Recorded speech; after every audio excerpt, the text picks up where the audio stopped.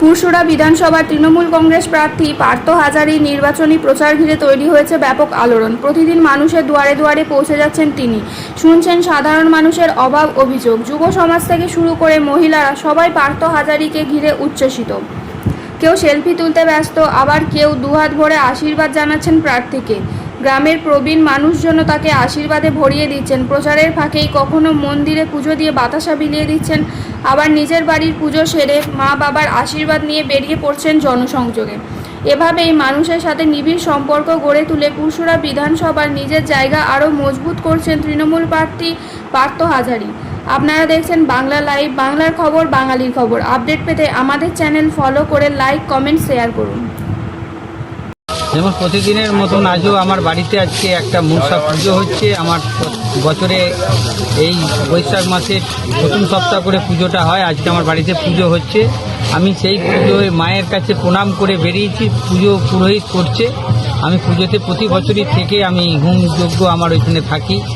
কিন্তু আমার মানুষের সঙ্গে আজকে যে আমার জনসংযোগ এবং ডোর টু ডোর যাওয়ার তারে আমি বাড়ি থেকে মা বাবার প্রণাম নিয়ে বেরিয়েছি।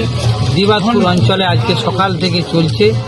আজকে আপনারা দেখছেন মানুষের উচ্ছ্বাস যেভাবে চোখে পড়ার মতন। বাড়ি থেকে একদম এত ভিড় হয়ে মানুষ, মা, দিদি, বৌদি সকলে মিলে বেরোচ্ছে। শুধু একটাই কথা, জয় বাংলা, দিদির উন্নয়ন, আমরা আছি, তুমি এগিয়ে চলো। দেখুন, এসআইআরের যেটা করেছে এটা হচ্ছে নির্বাচন কমিশনারকে কাজে লাগিয়েছে বিজেপি সরকার। টিকিট দিয়ে ভোটের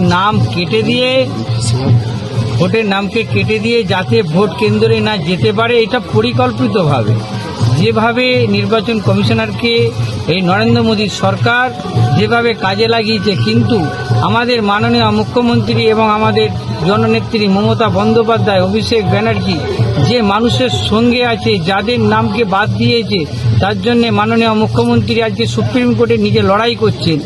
এবং দেখেছেন কয়েকদিন আগে সুপ্রিম কোর্ট একটা ঘোষণা করেছেন যে এটা 17 তারিখ পর্যন্ত যারা আছে, যারা ফর্ম ফিল আপ করেছেন, যারা অনলাইনে করেছেন, তাদের আমরা দেখে 17 তারিখে রায় দেবে। 23 তারিখে ভোটের তারিখ। আবার এইখানে যেটা আমাদের ভোট যেগুলো আছে 29 তারিখ, সেটা 27 তারিখে রায় দেবে। আশা করা যায় অনেক রিকভারি হবে শুধু মমতা ব্যানার্জির লড়াইয়ের তারে। একদম আমরা ওই আশায় এগিয়ে যাচ্ছি। ভূমিপুত্রও পেয়েছে, তার আশায় মানুষ ঢেলে আসছে।